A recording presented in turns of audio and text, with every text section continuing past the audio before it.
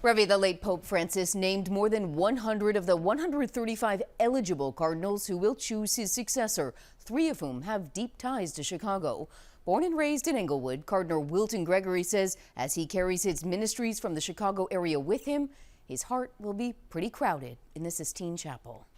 Decades before he became the Catholic Church's first African-American cardinal, Cardinal Gregory's devotion was deepening as a young deacon on Chicago's South Side. Lived there for 46 years, was ordained a priest of the Archdiocese in 73. It's always been a community that had a great diversity. As a young child, he attended St. Carthage, then led ministries at Mary Seat of Wisdom in Park Ridge and Our Lady of Perpetual Help in Glenview.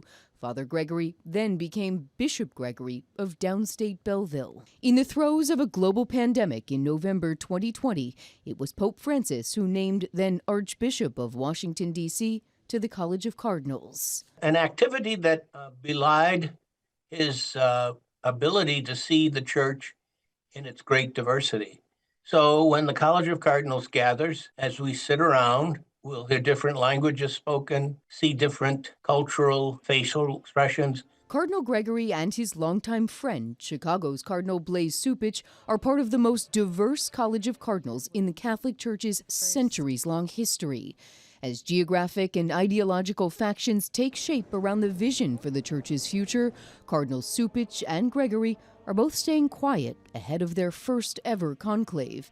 Each spoke before departing for the Vatican last week. What are you praying about as you head into your first conclave?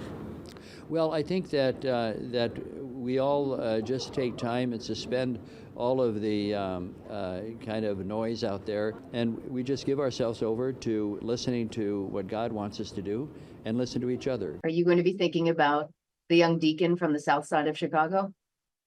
And the wonderful people that I grew up with, the South Side. My heart will be pretty crowded in the Sistine Chapel. Well, Catholics in some circles are rumbling about a third cardinal with deep ties to Chicago, Cardinal Pvost, as a possible contender to serve as the next pope. Cardinal Pvost was born in Chicago and worked here for the Augustinian order for a time back in 1999, but he spent most of his career outside of the country, and he now serves in Rome. If chosen, Cardinal Pvost would become the first American pope. We'll see what happens. Gives us something to think about.